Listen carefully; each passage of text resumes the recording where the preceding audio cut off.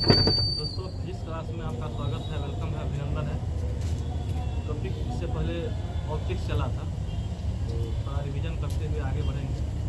Electricity के बारे में आज चलेगा, ठीक है। थोड़ा रिवीजन कर लेते हैं ऑप्टिक्स का, कल का क्लास का थोड़ा रिवीजन करते हैं। हाँ चलेंगे। तो बताइए थोड़ा सा निकट दृष्टि दोष जो बताए थे कल, उसमें कुछ उसके बारे में 2 साल बोल दीजिए। निकट दृष्टि दोष में क्या बता उसके बारे में? उसमें निकट दृष्टि दोष में निकट की वस्तु साफ दिखाई देता है, दूर की वस्तु साफ दिखाई देता है। नहीं देखना बहुत बढ़िया। और इसमें अवतल लेंस का चश्मे का हाँ, अवतल लेंस। अच्छा, इसमें जो है चीज़ प्रतिबिंब बनता है, कहाँ पर प्रतिबिंब बनता है? वैसे रेटिना पर प्रतिबिंब बनता है, लेकिन इसमें जो है निकट दृष्टि दोष में प्रतिबिंब बनता कहाँ पर है? रेटिना से पहले कि रेटिना से बाद में बनता है? निकट दृष्टि दोष में रेटिना से पहले समझे। और दूर दृष्टि दोष में जो क्या था, वहाँ पर प्रतिबिंब जो है ना रेटिना के बाद में बनता है। दूर दृष्टि दोष में क्या है, जो दूर का वस्तु दिखेगा साफ, लेकिन नजदीक का नहीं। दूर है तो समझ जाइए, दूर दृष्टि रहेगा तो दूर का वस्तु दिखेगा, निकट की वस्तु दिखेगा। और उसमें कौन लेंस का उपयोग? उत्तल लेंस उत्तर लेंस का। देखिए 2 अक्षर का है ना, दूर से लीजिए उत्तर लेंस उपयोग होता है दूर दृष्टि दोष में, और निकट दृष्टि दोष में 3 अक्षर है तो 4 अक्षर बना 4 अक्षर, यानी निकट दृष्टि दोष में उत्तर लेंस का उपयोग कर दीजिए और दूर दृष्टि में उत्तर लेंस का उपयोग, समझे। कल हुआ था ना चर्चा ये सब। हाँ। अच्छा बताइए, क्या कहते हैं, मनुष्य की आँख के किस भाग को दान किया जाता है? कॉर्निया। बहुत बढ़िया। अच्छा, मनुष्य की आँख के किस भाग पर प्रतिबिंब बनता है? रेटिना पर। हाँ, रेटिना पर। देख लेते कि थोड़ा ध्यान में है। चलिए आगे बढ़ाते हैं। अच्छा, क्या कहते हैं, बता दीजिए हमको। जरा दृष्टि दोष पढ़े थे ना, परेश बायो दिया। जरा दृष्टि दोष क्या था, कुछ याद है उसको? मांसपेशियाँ कमजोर हो जाता था, तो उसमें किस लेंस का उपयोग? Bifocal lens. उत्तल लेंस नीचे में उत्तल लेंस, ऊपर में अवतल अवतल लेंस। लेंस। हाँ, बहुत बढ़िया। नीचे में उसमें जो है देखिएगा आप, नीचे में उत्तल लेंस। लेंस जो लगता है नीचे वाला में उत्तर लेंस रहता है, देखिएगा ना, आधा पार्ट रहता है चश्मा पावर वाला, आधा पावर में तो नीचे वाला तो उत्तर लेंस का उपयोग होता है, ऊपर वाला जो है अवतल लेंस का उपयोग होता है, समझे। आप देखिए अभिनता के बारे में पढ़े थे ना, एस्टिमेशन। हाँ, उसमें कौन सा लेंस उपयोग करते हैं? बेलनाकार या टोरिड लेंस। बेलनाकार या टोरिड लेंस, उसमें होता क्या है, क्षैतिज को जो है ना ऊर्ध्वाधर समझ देता है, ऊर्ध्वाधर को क्षैतिज ये समझ उम्र देता है। बनने के कारण ऐसा होता है, ठीक है। इसमें पूछता है कि किस लेंस के थ्रू आप ठीक कर सकते हैं? उत्तल लेंस के कारण। नहीं, नहीं। अभी तुरंत बोल रहे हैं आप। उत्तल अवतल दोनों। बेलनाकार जो आप बोल रहे हैं, बेलनाकार, हाँ। सिलिंड्रिकल जो बोल रहे हैं, बेलनाकार सिलिंड्रिकल वही बेलनाकार या टोरिड लेंस। जैसे कि स्वस्थ आँख के लिए स्पष्ट न्यूनतम दूरी कितना होता है? 25 सेंटीमीटर। 25 बिल्कुल सेंटीमीटर। सही, 25 सेंटीमीटर। 25 सेंटीमीटर चाहिए 25 स्वस्थ आँख के सेंटीमीटर, लिए। हाँ। न्यूनतम दूरी होनी चाहिए। अब फारदेस्ट पॉइंट यानी दूरस्थ बिंदु कितना होना चाहिए? इन्फिनिटी, अनंत। ये किसमें है? स्वस्थ आँख के लिए। और यदि रेखा निकट दृष्टि दोष में जो है, पूछेगा उसमें दूरस्थ बिंदु कितना होना चाहिए? अनंत से पहले। नहीं, उसमें 25 सेंटीमीटर निकट दृष्टि दोष, मतलब आपको नियर पॉइंट यानी नजदीक पॉइंट 25 सेंटीमीटर कम से कम होना चाहिए। और दूरस्थ रहेगा तो अनंत से पहले। वही अनंत से पहले। अनंत से पहले। हाँ, दूर दृष्टि दोष में बोले थे निकटतम कितना होता है? दूर दृष्टि 25 सेंटीमीटर से अधिक होना चाहिए न्यूनतम। दूर दृष्टि यानी- दोष 25 हाँ, सेंटीमीटर। 25 सेंटीमीटर से अधिक होना चाहिए न्यूनतम दूरी। और क्या कहते हैं, अधिकतम दूरी कितना होना चाहिए? इन्फिनिटी, अनंत तक। अच्छा, फिल्म कांच में कौन सा लेंस का उपयोग करते हैं? कल पढ़े थे ना, फिल्म कांच में उत्तल अवतल दोनों लेंस का। फिल्म कांच में उत्तल लेंस और अवतल लेंस दोनों का उपयोग करते हैं। इस तरह से आप बाइफोकल लेंस में उत्तल अवतल यूज करते हैं ना, फिल्म कांच जो बनता है उसमें भी उत्तल और अवतल कैमरा दोनों सब का में उपयोग उत्तल लेंस का प्रयोग करते हैं। हैं? कैमरा हाँ सब हाँ, में का उत्तल बहुत बढ़िया। लेंस। कैमरा सब जो बोले ना उत्तल लेंस का उपयोग उत्तल करते लेंस। हैं। बिल्कुल सही बात बोले। कैमरा सब में उत्तल लेंस का उपयोग करते हैं, सही बोले। मिरर में हैं? मिरर में कौन चीज? कौन मिरर? आप ये बोलिए। उत्तल लेंस की गाड़ी का मिरर। अच्छा, साइड गाड़ी मिरर में। साइड मिरर में कर रहे हैं। साइड में उत्तल। उसको नहीं बता, उसमें लेंस नहीं, उसमें दर्पण का दर्पण, हाँ, दर्पण। उत्तल दर्पण का साइड मिरर में। आप जैसे आगे में रहेगा आपको हेडलाइट में अवतल। अवतल दर्पण का उपयोग करते हैं। स्ट्रीट लाइट कहिएगा, स्ट्रीट लाइट में होता है ना, गलियारा में जो अवतल। लाइट लगता है, नहीं उसमें उत्तल का उपयोग करते हैं। स्ट्रीट लाइट में। स्ट्रीट लाइट इसीलिए ताकि दूर तक उसको अथी कर लेना, कवर कर ले, दूर के वस्तु देखने नहीं समझे, फैलाव दूर तक हो जाए। उत्तल दर्पण को आप अब साई दर्पण बोले थे, क्यों बोले थे? डाइवर्जिंग दर्पण क्यों बोले थे? डाइवर्जिंग मिरर इसीलिए नहीं, ताकि दूर तक फैलाव हो जाए। जिस वजह लाइट में सीधा समझे? अब तक दर्पण कौन बोले थे? अभिसारी। उत्तल हुआ। वो वाला लाइट। हाँ, अच्छा एक चीज बताइए, इधर लाइट कौन सुनिए ना। क्या बात? इधर लाइट लेजर लाइट क्या लेजर? दूर के बस कुछ देख देता अरे है। लेजर लाइट तो मोनोक्रेटिक बोले थे आपको, क्या लेजर लाइट बोले? हाँ, कौन उधर लेंस लेंस नहीं इसमें। दर्पण। इसमें हम आपको कौन सी बोले थे आपको, क्वेश्चन आ जाएगा, हम बता देंगे। हाँ एक चीज, आज उत्तर लेंस और कहाँ कहाँ उपयोग होता है उत्तर लेंस का, बता देते हैं। घर से फोन आ रहा है तो क्या करें?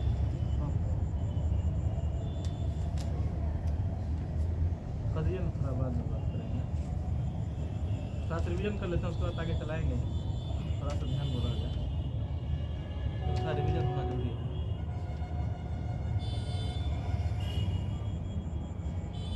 ये कल हो चुका था समझे, इसलिए थोड़ा सा रिविजन थोड़ा कर लेते हैं।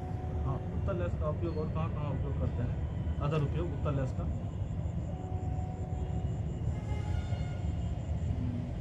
हाँ बता देते हैं। कैमरा में जो बोले हैं उत्तर लेंस का जो कैमरा, मोबाइल कैमरा जो है इसमें भी जो है ना उत्तर लेंस का उपयोग करते हैं। प्रोजेक्टर सब जो होता है, प्रोजेक्टर में किसका उत्तर लेंस का उपयोग करते हैं। ह्यूमन आई आँख में जो है उत्तर, इसमें भी उत्तर लेंस का उपयोग है। माइक्रोस्कोप सूक्ष्म इंडस्ट्री में भी, टेलीस्कोप में भी, और हस्तरेखा जो पड़ता है पंडित जी उसमें भी उत्तर लेंस, समझे आप देखिए। हाँ जासूसी जो करता है, जासूसी वाला नहीं आज करता है, उसमें भी उत्तर लेंस का उपयोग है। अच्छा ये हो गया है, चलिए आगे बता दीजिए आप लोग। अच्छा मनुष्य की आँख के रेटिना पर जो प्रतिबिंब बनता है वो कैसा प्रतिबिंब बनता है, वास्तविक आभासी कैसा? वास्तविक वास्तविक वास्तविक वास्तविक और उल्टा। वास्तविक उल्टा और छोटा प्रतिबिंब बनता है, समझे? वास्तविक उल्टा और छोटा प्रतिबिंब मनुष्य के आँख के रेटिना पर बनने वाला प्रतिबिंब जो होता है वास्तविक, रियल, इन्वर्टेड एंड डिमिनिश, वास्तविक, उल्टा और छोटा प्रतिबिंब बनता है। दृश्य की निबंधता, अच्छा की बताइए कितना सेकंड तक जो है ना आप जो है आपका माइंड पर रहता है कोई चीज़ देखने के बाद? 16 second. Persistence of eye vision 1/16 second तक, समझे? यानी हॉल समझ आप फिल्म देखते हैं उतना देर तक जो है कोई सीन याद रहता है। 1/16 सेकंड, 1 सेकंड का हो गया 16वां। अच्छा बताइए मनुष्य की आँख का कितना मेगापिक्सल होता है? 576 576 मेगापिक्सल होता है मनुष्य का आँख का मेगापिक्सल। मोबाइल समय कितना मेगापिक्सल? 40 50 ज़्यादा 10 होता है, उसमें भी ओरिजिनल नहीं रहता है, ठीक है? देरी रहता है। तो हो गया था।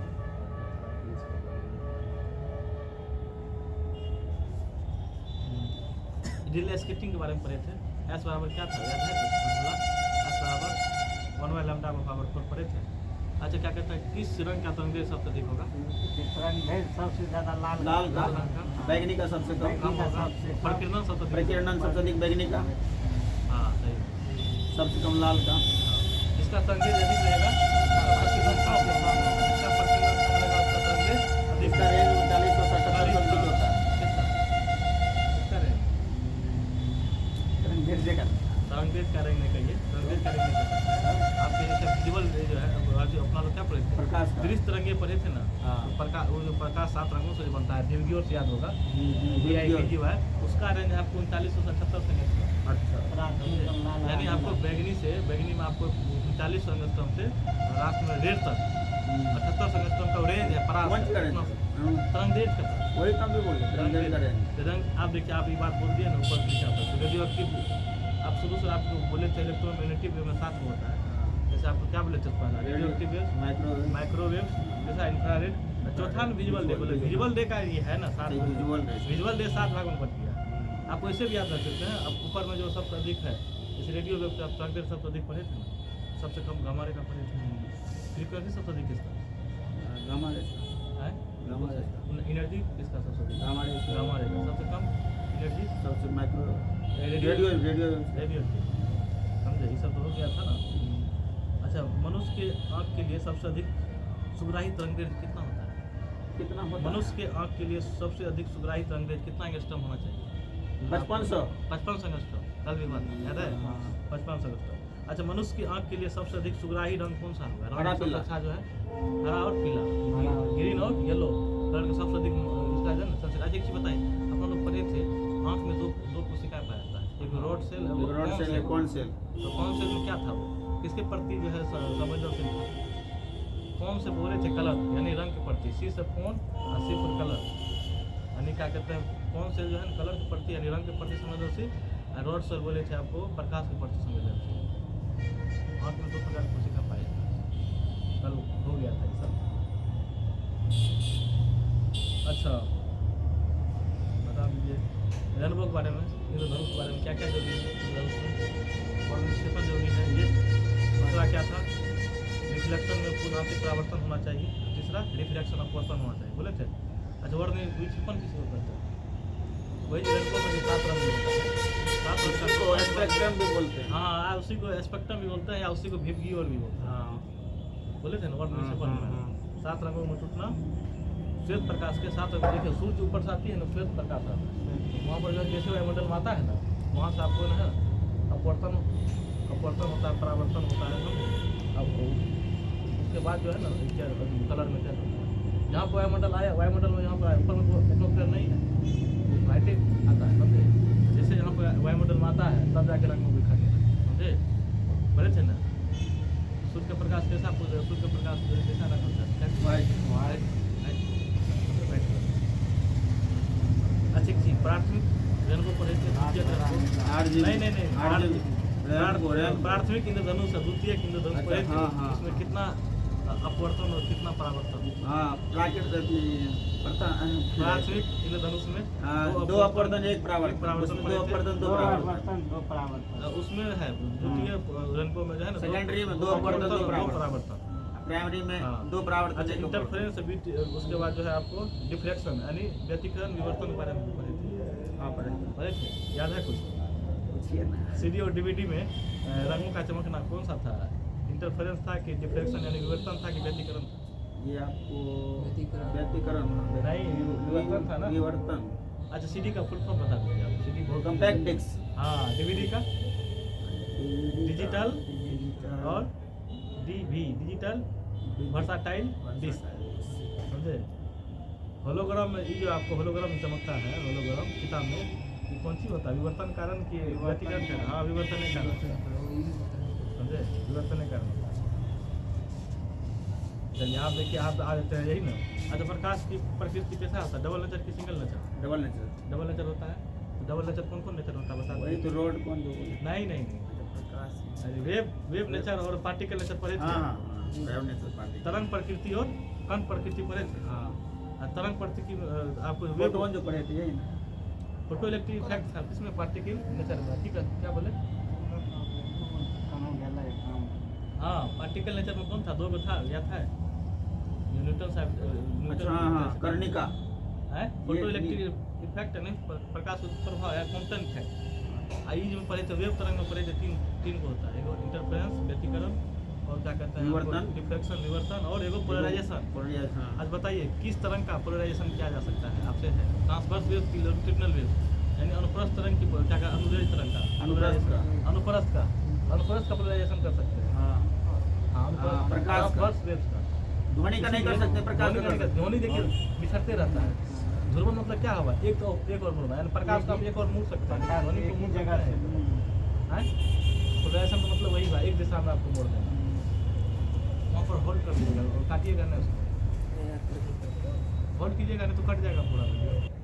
चलिए दोस्तों अभी थोड़ा अंधेरा कायम है, शो चालू हो जाएगा। चलिए आगे बढ़ाते हैं। बताइए प्राथमिक रंग जो है कौन कौन है? RGB से याद बोले थे कौन कौन होता है? Red green blue. ब्लू बिल्कुल सही। और द्वितीय तरंग में द्वितीय रंग सेकेंडरी कलर कौन कौन होता है? YCM से बोला जाता है, YCM yellow Shyam magenta. Question पूछता है प्राथमिक तरंग से जो बनता है RGB से, रेड ग्रीन ब्लू से, उसमें तीनों मिल के कौन सा कलर का निर्माण होता है? White colour. व्हाइट। और जो दूसरा सेकेंडरी कलर में कौन कौन पढ़े थे अभी? Yellow Shyam magenta. उसमें जो तीनों कलर मिलकर कौन सा कलर बनता है? नहीं ब्लैक। अच्छा ब्लैक बनता है। ये भूल गए। क्वेश्चन पूछता है प्रिंटिंग मशीन में जो है कौन सा आप रंग का उपयोग करते हैं? प्राथमिक रंग की द्वितीय रंग प्रिंटिंग मशीन में काला जो होता है द्वितीय रंग। YCM से नहीं, YCM से yellow Shyam magenta printing machine काला निकलता है प्रिंटिंग मशीन में, आप द्वितीय रंग का उपयोग करते हैं समझे। हाँ प्राथमिक रंग जो अपन लोग उपयोग करते हैं, प्राथमिक रंग को अभी तीनों मिल जाता है तो व्हाइट कलर। आप जो टीवी देखे होंगे, टीवी जो है आपका मोबाइल जो है, ये सबको जो खोलिएगा ना, वही रेड, क्या कहते हैं, ग्रीन और ब्लू कलर का RGB से रेड ग्रीन ब्लू से याद रखिए। खोलिएगा तो यही तो वो जो है आपको छोटका छोटका जो सब है वही कलर, तीनों कलर का रहता है, समझे। प्राथमिक जो है, प्राथमिक रंग का उदाहरण बोल देते हैं क्या। देखिए कलर टीवी जो अपन उपयोग करते हैं प्राथमिक रंग का उपयोग करते हैं। मोबाइल जो है अपना लोग का, लैपटॉप भी है उसमें भी, समझे। तीनों कलर जो बोले थे रेड ग्रीन ब्लू, RGB से बोले थे रेड ग्रीन और ब्लू, तीनों मिलकर तीनों मिलता है तो व्हाइट कलर का। कोई दिक्कत। आप सेकेंडरी कलर में कौन कौन बोले अभी, वाइट देख लिए, येलो, सियान, मैजेंटा, तीनों मिलता है तो ब्लैक बनता है, ठीक है। अच्छा एक चीज दूसरा, सेकेंडरी कलर का उपयोग कहाँ करते हैं, तो पूछे हैं। सेकेंडरी कलर का उपयोग, द्वितीयक रंग का उपयोग कहाँ करते हैं, प्रिंटिंग प्रेस, प्रिंटिंग मशीन में करते हैं, ठीक है। अच्छा चलिए आज यहीं तक था दोस्तों, आज आगे बढ़ाते हैं। कलर के बारे में नहीं पूछिएगा, हैं? कलर जो ये सब मिलके कौन बनता है, नहीं सब तो सब देखना पड़ेगा, याद रहेगा। अरे का याद देखो बताइएगा। समझ रहे हैं। चलिए आप PDF आप निकाल लीजिए मोबाइल में, सब किताब समझना। मोबाइल में इनका आज कौन सब्जेक्ट जो है कौन वाला मोबाइल है, यहाँ पर लीजिए। आज PDF भेजे हैं, इनको भी भेज दीजिए PDF। एटम्स आ जाइए, परमाणु से सबसे पहले परमाणु भेज दीजिए इनका।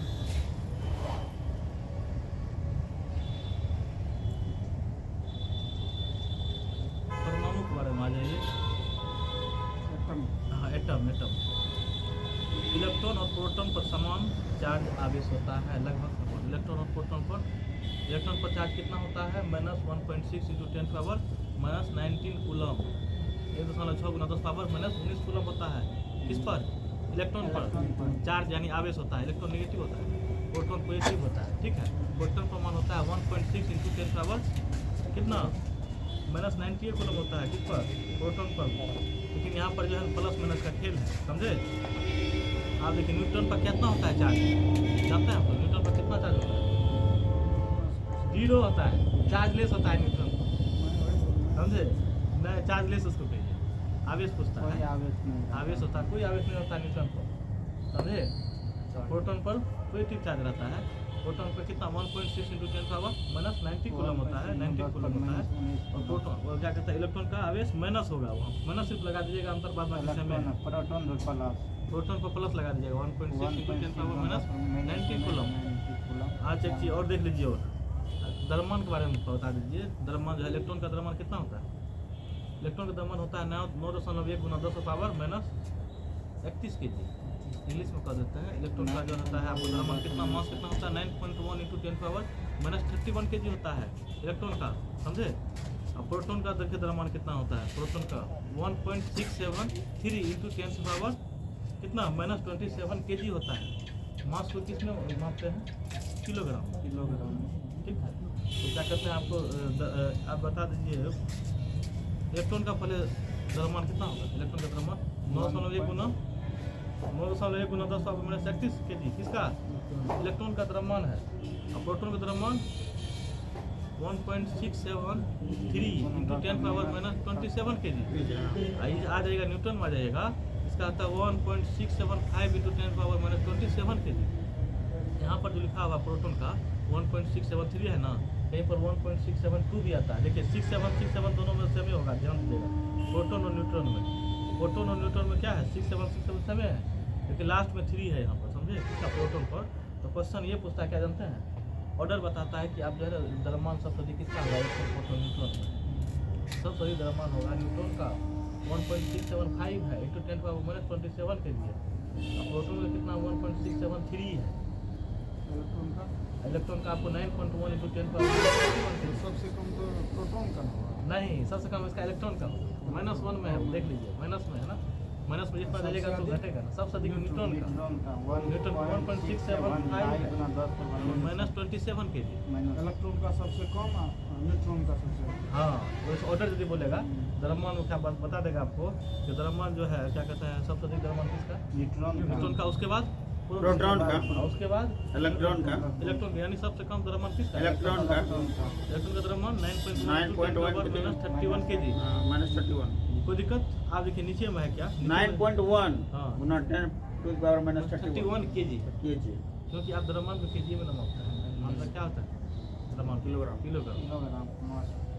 मास देख लीजिए, आगे बढ़ाते हैं। न्यूटन में तो बोल दिए थे चार्ज कितना होता है, 0 न्यूटन का। देखिए होता क्या है, यहाँ पर नीचे में जो लिखा हुआ एरोज लिखा हुआ है, यदि दोनों निगेटिव रहेगा ना तो रिपेल कर जाएगा, दूर भाग जाएगा, और निगेटिव पॉजिटिव रहेगा तो क्या होता है, अट्रैक्शन सेम रहेगा तो अलग अलग हो जाएगा। हाँ, अलग अलग रहेगा जैसे तो पॉजिटिव सेम तरफ लाइएगा तो उधर दूर भागना चाहता है, और एक पॉजिटिव एक निगेटिव कीजिएगा तो आकर्षित होना चाहता है, अट्रैक्ट होना चाहता है। वही बारे में नीचे दिया हुआ है। एक ही प्रकृति के आवेश एक दूसरे को प्रतिकर्षित यानी रिपेल करते हैं। एक ही प्रकृति के आवेश यानी जो नेगेटिव है नेगेटिव, पॉजिटिव है पॉजिटिव, एक दूसरे को क्या करेगा, दूर करेगा, यानी प्रतिकर्षित यानी होता कौन चीज, रिपेल करते हैं। जबकि विपरीत प्रकृति के आवेश एक दूसरे क्या करते हैं, आकर्षित यानी अटैक करते हैं, बोले ना अटैक करते हैं एक दूसरे पर। आप देखिए न्यूक्लियर नाभिक फोर्स देख लीजिए यहाँ पर, न्यूक्लियर फोर्स यानी नाभिक फोर्स, एक होता है ग्रेविटेशनल फोर्स, एक होता है न्यूक्लियर फोर्स, एक होता है क्या कहते हैं आपको, जैसे यहाँ पर लिखा हुआ नाभिकीय बल, और क्या है गुरुत्वाकर्षण बल, समझे? तो सबसे पहले इसका बारे में बता देते हैं न्यूक्लियर फोर्स, तब इसी से डिटेल उसका करते हैं। नाभिकीय बल क्या है? यह जो है ना विनिमय, इसको विनिमय बल भी बोलते हैं, एक्सचेंज बल भी बोलते हैं। नाभिकीय बल जो होता है कैसा बल होता है, मजबूत बल होता है। नाभिकीय बल होता है कितना, सबसे मजबूत यही होता है नाभिकीय बल। पूछता है सबसे अधिक क्या कहते हैं मजबूत बल कौन सा होता है, नाभिकीय बल, न्यूक्लियर फोर्स, समझे? अब पूछेगा सबसे कमजोर बल, ग्रेविटेशनल फोर्स जो ऊपर है, ग्रेविटेशनल फोर्स, गुरुत्वाकर्षण बल, समझे? जो जी बराबर कैपिटल जी बराबर नहीं पढ़े हैं आप, कैपिटल जी बराबर क्या होता है, एफ इंटू कैपिटल जी बराबर क्या होता है, कैपिटल जी बराबर, हाँ, और एफ बराबर होता है ना, एफ बराबर g(m1 m2 by r²). तो कैपिटल जी का मान पूछता है, सार्वत्रिक नियतांक होता है कैपिटल जी का, उसमें पूछता है कैपिटल जी का मान बार बार पूछ देता है, कितना होता है कैपिटल जी का मान, बताइए कैपिटल जी का मान ऊपर नियतांक कितना होता है, 6.67 × 10⁻⁻11 न्यूटन मीटर स्क्वायर पर केजी स्क्वायर होता है कैपिटल जी का मान। तो वही पूछ देता है कि स्मॉल जी का मान, उसको कहता है गुरुत्वीय त्वरण, उसका मान कभी कभी पूछ देता है। हाँ 9.8, और कुछ उसका यूनिट क्या होगा, आप इसको गुरुत्वीय त्वरण आप कभी नहीं भूलिएगा, बता देता है। गुरुत्वीय क्या बोल रहे हैं, त्वरण, त्वरण किसको कहता है, वेग में परिवर्तन के दर को त्वरण कहते हैं। उसका यूनिट क्या होता है त्वरण का, मीटर प्रति सेकंड स्क्वायर, जब करते हैं मीटर प्रति सेकंड स्क्वायर, त्वरण का भी मीटर प्रति सेकंड स्क्वायर है, गुरुत्वीय त्वरण भी है, उसका भी मीटर प्रति सेकंड स्क्वायर है, 9.8 मीटर प्रति सेकंड स्क्वायर, क्योंकि वेग में परिवर्तन कर रहे हैं हम, नीचे में क्या कहते हैं समय दे, समझे? वेग में परिवर्तन के दर को त्वरण करते हैं, क्योंकि वेग बराबर क्या होता है, विस्थापन बटे समय होता है ना, विस्थापन, तो मीटर प्रति सेकंड यहाँ हो गया, और क्या कहते हैं अब जो है नीचे में 1 सेकंड और है, इसलिए मीटर प्रति सेकंड स्क्वायर रहता है, समझे? तो विद्युत त्वरण का मान 9.8 मीटर पर सेकंड स्क्वायर, क्योंकि कभी कभी आपको यूनिट भी पूछ लेगा, समझे? यही पूछबे करते हैं। हाँ आप लोग यही पूछता ही होगा, मीटर प्रति सेकंड स्क्वायर होता है। स्मॉल जी का मान, कैपिटल जी का मान क्या बोले हैं, 6.67 गुना 10⁻11 -11, हाँ न्यूटन मीटर स्क्वायर पर KG square, newton metre square पर केजी स्क्वायर, समझे? यहाँ पर नहीं है, पीछे में सब हो गया है, सब चलाए, समझे? डिवीजन चलेगा ना तो सब कुछ कवर कर देंगे। आज एक चीज बताइए, अपना सबसे देखिए बताते हैं, सबसे कमजोर बल पूछता है कौन होता है, गुरुत्वाकर्षण बल होता है, समझे? होता है, पढ़े भी होंगे कहीं पर। देखिए कमजोर बल कौन होता है, जो अधिक कमजोर बल जो है ना वो अधिक समय तक लगता है, और जो हार्ड बल रहेगा वो कम समय के लिए लगता है। ये जो है ना न्यूक्लियर फोर्स जो है ना, तो स्ट्रॉन्ग बल तो है लेकिन कुछ ही समय के लिए लगता है। जैसे देखिए बारे में लिखा हुआ है, न्यूक्लियर फोर्स कैसा बल है, स्ट्रॉन्ग बल है, और अट्रैक्टिव आकर्षित भी है कौन, न्यूक्लियर फोर्स। आप देखिए शॉर्ट रेंज फोर्स यानी न्यूक्लियर फोर्स यानी नाभिकीय बल क्या है, अल्प दूरी में लगने वाला बल है, लेकिन गुरुत्वाकर्षण जो है बल है वो अधिक दूरी पर लगने वाला बल है, लेकिन वो कमजोर बल है, कमजोर है लेकिन लंबा दूर तक टिकता है। ये मजबूत है लेकिन कमे समय के लिए है। क्वेश्चन पूछता है सबसे अधिक बल, सबसे जो है मजबूत बल कौन सा हुआ, न्यूक्लियर फोर्स नाभिकीय बल, और सबसे कमजोर बल गुरुत्वाकर्षण बल, बिल्कुल सही। आप देखिए नाभिकीय बल के बारे में और जान लीजिए, चार्ज इंडिपेंडेंट यानी आवेश पर निर्भर नहीं करता है, कौन, न्यूक्लियर फोर्स आवेश पर निर्भर नहीं करता है। अच्छा आवेश का मात्रा क्या होता है, कूलम, बिल्कुल सही। आवेश का मात्रा क्या होता है, ऐसा ही मात्रा कूलम होता है। अच्छा यहाँ पर देख लीजिए, ओरिजिन ऑफ न्यूक्लियर फोर्स यानी नाभिकीय बल की उत्पत्ति, पूछता है नाभिकीय बल की जो उत्पत्ति होता है, न्यूक्लियर फोर्स की उत्पत्ति जो भी पढ़ रहे हैं, उसका उत्पत्ति कहाँ से हुआ है, समझे। ये होता है पाए मेसोन विनिमय के कारण होती है। इसका जो वैज्ञानिक था युवाका थ्योरी, जो 1935 में दिया था, वो सब होता है नाभिकीय बल की उत्पत्ति होती है, कहाँ से होती है, ड्यू टू एक्सचेंज ऑफ पाए मेसोन, यानी पाए मेसोन के विनिमय के कारण होती है। किसका उत्पत्ति, नाभिकीय बल की उत्पत्ति होती है। लेकिन जो है पाए मेसोन के विनिमय प्रणाली दिया है, दिया कौन, युवाका थ्योरी 1935 में दिया है, इससे रिलेटेड। आप देखिए क्वेश्चन बार बार क्वेश्चन पूछता है, जानते हैं क्या पूछेगा, क्या साइज ऑफ न्यूक्लियस, यानी नाभिक का आकार कितना होता है, समझे। नाभिक का आकार पूछता है, साइज ऑफ न्यूक्लियस, किसका, साइज ऑफ न्यूक्लियस यानी नाभिक का आकार। न्यूक्लियस मतलब नाभिक, साइज मतलब क्या, आकार। नाभिक का आकार कितना होता है फर्मीमीटर में, 1 फर्मीमीटर बराबर कितना मीटर, 10⁻⁻15 मीटर, याद है, जानते होंगे। ये जो होता है ना नाभिक का आकार होता है 1 फर्मीमीटर बराबर 10⁻15 फर्मीमीटर, 1 फर्मीमीटर, 1 फर्मीमीटर बराबर 10⁻15 मीटर। बार बार क्वेश्चन पूछा है, नाभिक का आकार होता है, आपको दे दिया 10⁻10 एंगस्ट्रॉम, 10⁻12 एंगस्ट्रॉम दिया है, एंगस्ट्रॉम में देगा, है मीटर एंगस्ट्रॉम में भी देगा, कोई दिक्कत नहीं है। एंगस्ट्रॉम कितना होता है लिख देगा ना, अदर में क्या है एंगस्ट्रॉम या मीटर, नैनोमीटर नहीं है इसका। तो कितना मीटर, 1 फर्मीमीटर बराबर कितना मीटर, 10⁻15 मीटर, है 6 to 8 में की बात नहीं। आया था। आप देखिए बताते हैं, रिवीजन करा देता है एक बार, यही ना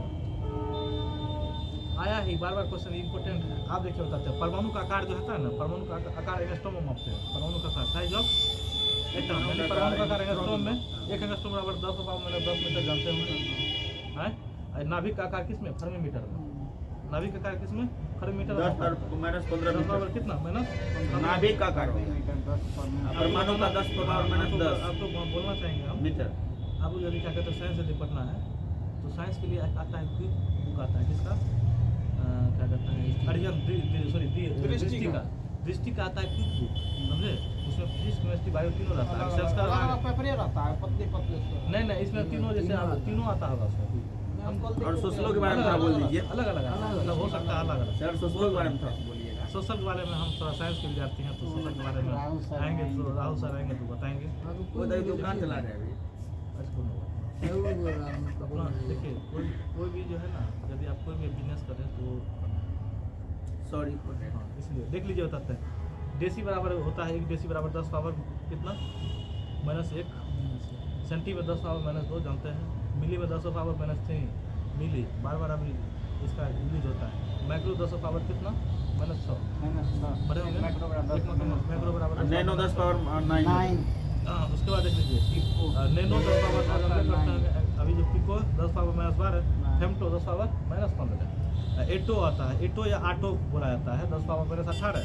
अब इधर से डेका 10 पावर 1 देगा, आप देखिए हेक्टो रहेगा 10 पावर 2, 10 पावर 3 रहेगा कौन सी किलो, 10 पावर 6 रहेगा तो मेगा, -6 रहेगा तो -6 रहेगा तो माइक्रो, 10 पावर 6 है तो मेगा, 10 पावर 9 गीगा, 10 पावर 12 टेरा, और 10 पावर कितना 15 पेटा, 10 पावर 18 एक्सा, समझे। वैसे तो हम दो को और अधिक लीजिएगा, यहाँ पर भी हम पढ़ाए थे तो बता दिए थे। साइज ऑफ न्यूक्लियस यानी नाभिक आकार किसमें, फर्मीमीटर में, तो बोले ना साइज ऑफ न्यूक्लियस फर्मीमीटर में, 1 फर्मीमीटर 10 पावर -15 मीटर है ना। अब देखिए साइज ऑफ एटम, परमाणु का आकार एंगस्ट्रॉम में बोले थे 1 एंगस्ट्रॉम बराबर 10 पावर -10 मीटर, जिसमें इसको बताए थे उसमें इसको भी बता दिए इसी समय, समझे। ये तो हम मान लीजिए यहाँ बताइए कि आप मान लो जब करें। आप देखिए नाभिक का आकार किसमें, फर्मीमीटर में, और परमाणु का आकार किसमें, एंगस्ट्रॉम में, ठीक है। 1 फर्मीमीटर बराबर कितना 10 पावर -15 मीटर, 1 एंगस्ट्रॉम बराबर 10 पावर -10 मीटर। किसी बंधी हुई अवस्था के लिए कुल ऊर्जा हमेशा ऋणात्मक होती है, ध्यान रखिएगा। क्वेश्चन बार पूछता है किसी बंधी हुई अवस्था के लिए कुल ऊर्जा कितना होती है, यानी टोटल एनर्जी कितना होती है। For a bounded state total energy always remains negative होती है, यानी किसी बंधी हुई अवस्था के लिए कुल ऊर्जा क्या होती है, हमेशा ऋणात्मक होती है। तो आप आगे बढ़ जाइए ना, उसमें तो आपको नहीं लगता दिखते होंगे। चलिए आगे बढ़ते हैं। नाभिक के चारों तरफ चक्कर लगा रहे किसी इलेक्ट्रॉन की कुल ऊर्जा ऋणात्मक होती है, क्योंकि आप लोग जानते हैं प्रोटॉन प्लस न्यूट्रॉन कहाँ रहता है, परमाणु के नाभिक में रहता है। इलेक्ट्रॉन क्या होता है, चक्कर लगाते रहता है, समझे। तो इलेक्ट्रॉन चक्कर लगाता है फ्री इलेक्ट्रॉन, समझे, मुक्त अवस्था होता है, क्या कहते हैं फ्री इलेक्ट्रॉन होता है जो चक्कर लगाता है। वह इलेक्ट्रॉन जो परमाणु के साथ बंधा हुआ नहीं है मुक्त इलेक्ट्रॉन का रहता है। जो बंधा हुआ नहीं है ना, जो फ्री है, इसको क्या कहते हैं? फ्री मुक्त इलेक्ट्रॉन। मुक्त मुक्त यानी क्या? फ्री। फ्री फ्री होना, फ्री रहेगा तभी ट्रेन पास कर जाएगा, पास करेगा। फ्री इलेक्ट्रॉन रहेगा तभी। जहाँ फ्री इलेक्ट्रॉन जीरो रहेगा वो कुचालक हो जाएगा। चालक कुचालक तो जानते हैं ना, चालक सब आ जाएगा। अभी ये बता सब आ जाएगा। यही लेकिन आ गया चालक। चालक में फ्री इलेक्ट्रॉन अधिक होगा। आगे बढ़ जाइए, फ्री इलेक्ट्रॉन आ जाएगा। कंडक्टर उसी में चालक है, देख लीजिए। चालक आ गया। चालक में क्या है? फ्री इलेक्ट्रॉन अधिक होगा। इसमें चालक में, इनमें मुक्त इलेक्ट्रॉन की संख्या यानी फ्री इलेक्ट्रॉन यानी मुक्त इलेक्ट्रॉन, इनमें फ्री इलेक्ट्रॉन की संख्या यानी मुक्त इलेक्ट्रॉन की संख्या अरबों खरबों की मात्रा होती है। किसमें? चालक में। कंडक्टर में, समझे? कंडक्टर यानी सुचालक, सॉरी सुचालक में, कंडक्टर सुचालक। सुचालक में होता है फ्री इलेक्ट्रॉन कितना? अरबों खरबों। ठीक है। जैसे हो गया धातु, हो गया मेटल्स, ह्यूमन बॉडी, मानव शरीर में भी देखिए तुरंत करंट पास कर जाएगा। करेगा कि नहीं? दीजिएगा तो फ्री इलेक्ट्रॉन है, तब ना दौड़ते कूदते हैं पूरा है। धातु में भी कौन सी है? फ्री इलेक्ट्रॉन है। अनन उसके बाद नॉर्मल वाटर, जो हम लोग सामान्य वाटर यूज करते हैं, वो भी सुचालक है। नॉर्मल वाटर आप लोग यूज करते हैं। एक होता है प्योर वाटर। प्योर वाटर जो है वो कुचालक की तरह व्यवहार करता है, ध्यान रखिएगा। नॉर्मल वाटर जो है इसमें करंट पास कर जाएगा, इसमें करंट लग जाएगा। बिल्कुल करने लगेगा। देख लीजिएगा तो प्योर वाटर नहीं लगेगा। प्योर वाटर में नहीं लगता करंट, समझे? नहीं लगता, लेकिन होता क्या है नहीं समझे? होता है कि वायु तो सब मिल के जो है ना, इसलिए उस तरह करंट उसमें आ जाता है। लेकिन प्योर यदि वाटर रहेगा तो कुचालक की तरह काम करता है, समझे? जिसका pH मान कितना होगा प्योर वाटर का? 7 होगा। 7 न्यूट्रल होगा ना, 7 ही न्यूट्रल होता है। 7 से नीचे pH acidic, वैल्यू उसके बाद। और 7 से ऊपर जाएगा तो बेसिक पड़ेगा। अम्लीय क्षारीय 700 पर क्षारीय ब्लड का कितना होता है pH? 7.7 7 थोड़े होता है ना, हल्का क्षारीय होता है। अब देखिए बेस्ट कंडक्टर पूछता है, मतलब सबसे अच्छा चालक कौन है, या चालक या सुचालक एक ही चीज है। सिल्वर में सबसे अधिक करंट फ्लो करेगा, सिल्वर के इलेक्ट्रॉन ज़्यादा उसके बाद ठीक। उसके बाद कौन चीज? मतलब सबसे अधिक सिल्वर सिल्वर, उसके बाद कॉपर कॉपर। तो है नहीं। सिल्वर नहीं रहेगा ना, तब कॉपर मारेंगे। क्वेश्चन पूछता है सबसे अच्छा कंडक्टर यानी बेस्ट कंडक्टर कौन होता है? सिल्वर होता है। यदि सिल्वर ना रहे तब कॉपर ऑप्शन मारना है। दोनों रहेगा तो A और B दोनों रहेगा तो पहले पास में सिल्वर को देंगे, दोनों रहेगा तो दोनों मार देंगे भाई, दोनों में तो होता है। 100 भी रहता है। 100 रहेगा तो मार दीजिएगा, क्या दिक्कत है? तो सबसे अच्छा क्या कहते हैं सिल्वर में चालक, बेस्ट कंडक्टर कौन होता है? सिल्वर। सिल्वर, सिल्वर के बाद कॉपर। कॉपर, बिल्कुल सही। कॉपर के बाद अब कॉपर के बाद आप देखते रहिएगा। इसमें क्या कहते हैं फ्री इलेक्ट्रॉन जहाँ पर मूव करेगा ज़्यादा, समझे, वो आपको सुचालक की तरह व्यवहार करेगा, जहाँ करंट फ्लो ज़्यादा करेगा, समझे। इसमें जो फ्री इलेक्ट्रॉन अरबों खरबों आता है। अब देखिए क्वेश्चन पूछता है यहाँ पर मोस्ट मेलिएबल मेटल, सबसे आघातवर्ध धातु, क्या समझ इसको समझे? मोस्ट मेलिएबल मेटल, सबसे आघातवर्ध धातु मतलब पता क्या है? कहिए। कितने पे जो है ना हाँ, जिसको लंबा पतला कर, सकते कितना हैं। पतला कर सकते कितना हैं? ज़्यादा सोना को सबसे अधिक पतला कर सकते हैं ना, हाँ, सोना को सबसे अधिक पतला कर सकते हैं ना, हैं? कर सकते हैं। तो वही सोना है। अधिक धातु सबसे आघातवर्ध धातु है कौन सी? गोल्ड, सोना। और सबसे डक्टाइल मेटल होता है, इसको आप पतला चादर में बदल सकते हैं, वो भी गोल्ड होता है। क्वेश्चन पूछता है most malleable and ductile metal कौन सा होता है? गोल्ड, सोना, समझे। और सबसे अच्छा चालक में, सुचालक में, सबसे अच्छा कंडक्टर में सिल्वर सिल्वर नहीं रहेगा। सिल्वर के बाद कॉपर। कॉपर को मारेंगे, ठीक है। क्वेश्चन तो बार बार आता है, आप लोग के रामबाण है इसमें। अब देखिए वह कौन सा धातु है जो रूम टेम्परेचर पर ही द्रव अवस्था में पाया जाता है? मरकरी, जानते हैं? मरकरी जानते हैं? -38.83 डिग्री सेल्सियस पर ही द्रव अवस्था में पाया जाता है, मरकरी। क्वेश्चन है वह कौन सा धातु है, मेटल के बारे में पूछ रहा है, जो रूम टेम्परेचर पर ही द्रव अवस्था में पाया जाता है? रूम टेम्परेचर समझते हैं? रूम का जो तापमान होता है रूम का नॉर्मल टेम्परेचर कितना होता है, उसकी अपेक्षा होता है द्रव में बदल जाता है। रूम टेम्परेचर आप देखिए -38 डिग्री सेल्सियस पर जो है नहीं, आपको क्या कहते हैं, पारा पाया जाता है। तो रूम टेम्परेचर कितना है अंदाज लगाइए? 20, 25, 30 क्या? मौसम के अकॉर्डिंग आपका एक ही बताइए, आपका शरीर का तापमान कितना होना चाहिए, कितना डिग्री सेल्सियस बताइए? नॉर्मल व्यक्ति के लिए 37 डिग्री 37 डिग्री टेम्परेचर होना चाहिए, 37 डिग्री सेल्सियस होना चाहिए, 37 डिग्री सेल्सियस। कहीं पर 38 रहता है, लेकिन 98.6 डिग्री फ़ारेनहाइट। हाँ 9806 डिग्री फ़ारेनहाइट। केल्विन में कितना? केल्विन में 100 नहीं, 310 हाँ 310 केल्विन में 310 केल्विन बताए थे। फ़ारेनहाइट में 9806 फ़ारेनहाइट, और सेल्सियस में 37 डिग्री सेल्सियस। फ़ारेनहाइट में प्रोग्राम को पूछा हुआ है कि क्या मनुष्य के शरीर का तापमान 310 नॉर्मल मनुष्य के लिए कितना फ़ारेनहाइट केल्विन होता है? मनुष्य 310 नॉर्मल केल्विन। व्यक्ति के लिए क्या थी? फ़ारेनहाइट में पूछा था 98.6 1406 को पूछा है, लेकिन 9806 फ़ारेनहाइट हाँ। ये मैं दरोगा का ऐसा ही कर दे रहे थे उसमें क्वेश्चन पूछा, समझे? क्या बात करते हैं आप, आसान समझते हैं। गैलरी में आज तक नहीं देखे वो क्वेश्चन, वो पूछा क्वेलबिन के नहीं फ्रेंड का पूछा, अरे पूछता वह कौन सा, तो याद करने में क्या दिक्कत हाँ 310 है? वह कौन सा धातु है जो रूम टेम्परेचर पर ही मरकरी क्या कहते हैं जो द्रव अवस्था में पाया जाता है? कौन है? मरकरी। उसके बाद सीजियम देखिए कितना डिग्री सेल्सियस पर है, सीजियम 2844 डिग्री सेल्सियस रहेगा, तो उसमें जो है ना पिघलना स्टार्ट हो जाएगा। और उसके गैलियम है 29.76 डिग्री सेल्सियस पर, समझे? वैसे गर्मी से अपना लोग का टेम्परेचर कितना बढ़ जाता है, देखते हैं ना, कहता है कि बाप रे 40 के ज़्यादा चल गया, 40 प्लस हो जाता है। 40 चला गया, मतलब हालत 40 प्लस। अच्छा, बिहार में सबसे अधिक गर्मी कहाँ लगता है, किस जिला में? गया ठंडा सबसे अधिक गया में गये में, गयो में जैसे सबसे राजस्थान में ना सबसे अधिक गर्मी होता है, रात को ठंडा हो जाता क्यों है। होता बिहार है? में। एक चीज बताइए, हम आपसे पूछना चाहेंगे कि राजस्थान में क्यों होता है गर्मी? मरुस्थलीय है। बिल्कुल सही, मरुस्थलीय है, वहाँ पर होता क्या है, बालू होता है ना, समझे? हाँ, बालू को लेकर बालू को जल्दी लेकर। हिट होता है और जल्दी हाँ। ठंडाता भी है। हरियाणा, पंजाब, राजस्थान। मत जहाँ पर पहाड़ी इलाका रहेगा वहाँ पर थोड़ा पहाड़ी इलाका में शायद आज एक चीज बताइए, वो तो धातु पढ़ लिए, धातु में कौन था अभी? मरकरी परे पारा, Hg जिसको कहते हैं क्विक सिल्वर, पारा को क्विक सिल्वर भी बोला जाता है, Hg जिसको बोलते हैं, इसे हम पढ़ाए हैं, यूनिवर्सिटी में चला था इसे। वह आप देखिए अधातु के बारे में, वह कौन सा अधातु है यानी नॉन मेटल है जो रूम टेम्परेचर पर ही द्रव अवस्था पाया जाता है? अधातु में ब्रोमीन, ब्रोमीन। Br35 होता है उसका atomic नंबर, Br35 होता है। ब्रोमीन होता है ना, अधातु है, एकमात्र अधातु जो द्रव अवस्था में पाया जाता है। क्वेश्चन बार पूछता है कौन सा है? ब्रोमीन। Br कितना? 35 एटॉमिक नंबर, समझे? ये देखिए ब्रोमीन कितना डिग्री सेल्सियस पर पाया जाता है? -7.2 डिग्री सेल्सियस पर ही द्रव अवस्था में पाया जाता है। -7.2 डिग्री सेल्सियस, बताइए प्लस हो जाएगा तब इसका क्या हाल होगा? है? प्लस हो जाएगा कहाँ? इसमें इतने में पाया जाता है, इतने में पाया जाता है तो आप प्लस का बातें छोड़ दीजिए। हाँ हैं? आप देखिए इंसुलेटर, कुचालक, कौन कौन पढ़े हैं अभी? सुचालक पढ़े हैं, दूसरा जो कुचालक चाहिए, इसमें करंट फ्लो हो रहा होगा, इसमें नहीं होगा। नहीं होगा। देख लीजिए कुचालक का क्या है, इंसुलेटर, दे कंटेन्स नो फ्री इलेक्ट्रॉन, यानी इनमें फ्री इलेक्ट्रॉन की संख्या शून्य होती है। बोल देगा आपको कुचालक में फ्री इलेक्ट्रॉन कितना होता है? शून्य होती है। शून्य होता है, लेकिन सुचालक में फ्री इलेक्ट्रॉन अरबों खरबों होता है, समझे? तो कुचालक में जो है फ्री इलेक्ट्रॉन शून्य होता है। उदाहरण जैसे सूखा लकड़ी होगा, उसमें करंट फ्लो करेगा, पास करेगा हो, नहीं करेगा। प्लास्टिक में करेगा, रबर में करेगा, डायमंड में करेगा।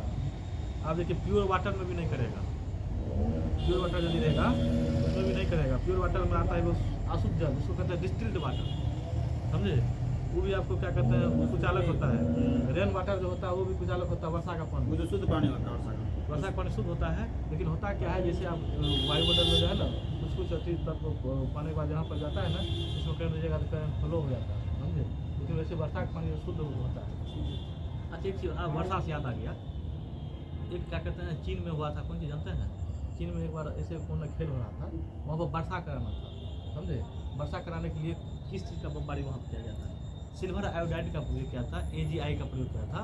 वो जो है ना उससे प्रयोग बहुत महंगा होता है। चीज जो है ना 2 घंटा कृत्रिम वर्षा तक कराया। आर्टिफिशियल वर्षा कराया था, हाँ। 2-3 घंटा के लिए वर्षा कराया था। रोक दिया था, हाँ, वो रोक दिया था, वर्षा कराया रोक दिया था। था, नहीं रोक दिया था, वर्षे को रोक दिया था। आर्टिफिशियल वर्षा कृत्रिम वर्षा उसको बोला था, कृत्रिम वर्षा। उसको जो है ना रोक दिया था 2.5 घंटा के लिए। वर्षा होने वाला था, अब पूरा भव्य सम्मेलन हो रहा, समझे? उसको जो है ना रोक दिया वहाँ पर 2.5 घंटा के लिए, वर्षा 3 घंटा के लिए रोक चेंज दिया। किया था जगह, प्लेस बदल दिया। प्लेस बदल दिया तो वहाँ बमबारी किया था, वो अथी वाला जो AgI प्लेस का बदल दिया। सिल्वर आयोडाइड का जो है प्रयोग किया था, और 3 घंटा 4 घंटा तक जो है वर्षा रोक लिया। यहाँ जहाँ कराना बहुत महंगा था, होता वहाँ है। से हटा के करा। हाँ मतलब बहुत महंगा होता है वो, ऐसा नहीं समझिए उसको कोई मतलब करा। प्लेस चेंज कर दिया बस। समझे? वर्षा का प्लेस चेंज। हाँ, हाँ। वर्षा का हो रहा था यहाँ तो दे आए उसको कहता है आर्टिफिशियल कृत्रिम वर्षा। सहरसा से बाहर ये वर्षा बोलते करा हैं बंद करा दिया, बंद नहीं होगा। बदल दिया अच्छा था। बदल जगह बदल दिया, जगह वहाँ याद करा है। दिया, लेकिन रोक दिया तो मामूली समझते हैं। जगह चेंज कर दिया बस। आप देखिए कंडक्टर पढ़ लिए हैं, इंसुलेटर पढ़ लिए, सुचालक कुचालक पढ़ लिए हैं। कुचालक में फ्री इलेक्ट्रॉन रहेगा, कितना रहेगा कुचालक में फ्री इलेक्ट्रॉन? कुचालक में जीरो। सुचालक में नहीं रहेगा। चालक अरबों खो रहेगा। चालक में अब अर्धचालक मतलब क्या? मतलब कुछ रहेगा कुछ नहीं रहेगा, फ्री आधा इलेक्ट्रॉन। चालक। आधा चालक, अर्ध मतलब कौन चीज, आधा, चालक मतलब कौन चीज? जो चालक। पूर्ण रूप से हाँ देखिए they contains very few free electron, यानी इनमें फ्री इलेक्ट्रॉन की संख्या, यानी अर्धचालक में फ्री इलेक्ट्रॉन की संख्या बहुत कम मात्रा में पाई जाती है। जैसे हो गया सिलिकॉन हो गया, जर्मेनियम हो गया और कार्बन हो गया, समझे? एक चीज बताइए, अब एक सिलिकॉन से याद आ गया, सिलिकॉन जो है वैली भारत के किस राज्य को बोला जाता है जहाँ पर चिप सबसे अधिक वहाँ पर पाया जाता है? जापान। कैपिटल पे- सिलिकॉन सिटी अरे भारत के किस राज्य का बात बोल रहे हैं? बेंगलुरु बेंगलुरु। चिप का सबसे अधिक वही निर्माण होता है। चिप में सिलिकॉन का उपयोग होता है, बहुत महंगा होता है, समझे? दूसरा होता है सिलिकॉन वैली किस राज्य को बोला जाता है? बेंगलुरु। बेंगलुरु। समझे, वहाँ पर चिप का निर्माण ज़्यादा होता है। कंप्यूटर सब देखिएगा जितना IT सेक्टर सब है ज़्यादातर बेंगलुरु में है, समझे? हाँ, इसे याद रखिए। अब आइए इलेक्ट्रिसिटी पढ़ते हैं। इलेक्ट्रिसिटी यहाँ से चैप्टर आपका स्टार्ट हुआ, वो तो कास्ट था, ये जरूरी जानना जरूरी था, तब आप इलेक्ट्रिसिटी को बढ़िया जानते हैं। विद्युत देख लीजिए, इलेक्ट्रिसिटी विद्युतिकी। इलेक्ट्रिसिटी दो प्रकार का होता है, एक स्टैटिक इलेक्ट्रिसिटी, दूसरा होता है डायनामिक या करंट इलेक्ट्रिसिटी। स्टैटिक इलेक्ट्रिसिटी कहते हैं अस्थिर विद्युतिकी, और डायनामिक या करंट इलेक्ट्रिसिटी क्या कहते हैं? गतिक या धारा विद्युतिकी कहते हैं। अब देखिए अस्थिर विद्युतिकी यानी स्टैटिक इलेक्ट्रिसिटी में क्या है? चार्ज एट रेस्ट पर रहेगा, यानी आवेश कौन सी पर रहेगा? अस्थिर अवस्था में रहेगा। लेकिन डायनामिक में क्या होता है? चेंज होते रहता है, समझे? डायनामिक या करंट यानी फ्लोज करता है, उसमें क्या होगा? चेंज होते रहेगा। तो चार्ज इन मोशन यानी आवेश कौन सी में रहता है? गति में रहता है। कुछ जगह डायनामिक इलेक्ट्रिसिटी कितना प्रकार? 9 प्रकार। कौन कौन? स्टैटिक और डायनामिक। Static dynamic. इलेक्ट्रिसिटी और डायनामिक या या उसी करंट करंट इलेक्ट्रिसिटी। इलेक्ट्रिसिटी। तो स्टैटिक इलेक्ट्रिसिटी जो होगा कौन सी रहेगा? अस्थिर रहेगा, ठीक है। चार्ज इसका कौन सी रहेगा? अस्थिर रहेगा। लेकिन डायनामिक में कौन सी रहेगा? चार्ज मोशन में रहेगा, गति में रहेगा। गति में रहेगा। आप जाइए इलेक्ट्रिक पोटेंशियल देख लीजिए। विद्युत विभव के बारे में पूछ देता है। विद्युत विभव जो है सदिश है, अदिश राशि है। विद्युत विभव इलेक्ट्रिक पोटेंशियल अदिश राशि है। आदेश आप देखिए बताते हैं अदिश राशि किसको कहते हैं, सदिश राशि किसको कहते हैं, रिवीजन कर लेते हैं। सदिश जिसमें दिशा परिमाण दोनों होता है उसको सदिश राशि। सदिश कहते हैं। जिसको दिशा होता परिमाण नहीं होता आदिश राशि। जिसमें दिशा निश्चित नहीं रहता है। परिमाण होता है। परिमाण होता है। अच्छा कि बताइए, कुछ उदाहरण बता दिए अदिश राशि का, याद करने का कुछ है? जैसे बताते हैं, जैसे चाल बराबर क्या होता है? दूरी बटे समय अदिश चाल राशि। दूरी समय अदिश राशि हो गया तीनों। चाल दूरी समय। चाल बराबर दूरी बटे समय या दूरी बराबर चाल गुना समय करते हैं, तीनों हो गया अदिश राशि। तीनों याद हो गया। दूसरा देखिए घनत्व बराबर द्रव्यमान बटे आयतन होता है। घनत्व बराबर कौन सी? ब्रह्मांड बताया। द्रव्यमान बटे आयतन। तो घनत्व द्रव्यमान आयतन तीनों हो गया अदिश राशि। घनत्व बराबर द्रव्यमान बटे आयतन, ये भी कौन सी हो गया? तीनों। घनत्व द्रव्यमान आयतन तीनों कौन सी हो गया? अदिश राशि। 6 याद हुआ है? अब बाद में कि धीरे धीरे देखिएगा तो याद होगा। जड़ पकड़िए ना धीरे धीरे आपको क्या बताए थे नहीं सब चीज़। तो आप देखिए विद्युत विभव भी कौन सी है? अदिश राशि। आदिश राशि। विद्युत विभव क्या है देख लीजिए। एकांक धनात्मक परीक्षण आवेश को अनंत से एकांक धनात्मक परीक्षण आवेश को अनंत से विद्युत क्षेत्र के किसी बिंदु तक लाने में किया गया कार्य उस बिंदु पर विद्युत विभव कहलाती है। विद्युत विभव यानी इलेक्ट्रिक पोटेंशियल कहलाती है। देखिए बताते हैं। चार्ज हो गया Q, देख लीजिए यहाँ पे इलेक्ट्रिक फील्ड है बाहर से। इलेक्ट्रिक फील्ड यानी विद्युत क्षेत्र बाहर वाला क्षेत्र है। आवेश यहाँ से क्या होगा? देखिए Q को पूछता है चार्ज का आवेश का अभी क्या बोले थे मात्रक? आवेश का क्या होता है? कूलम को जो है ना Q से आप Q क्या है मतलब उसका है विरोध को करता है Q से। इलेक्ट्रिक पोटेंशियल है विद्युत विभव को जो है उसको कौन सी V से डिनोट करता है। तो यहाँ V बराबर कौन सी होता है? V बराबर W/Q।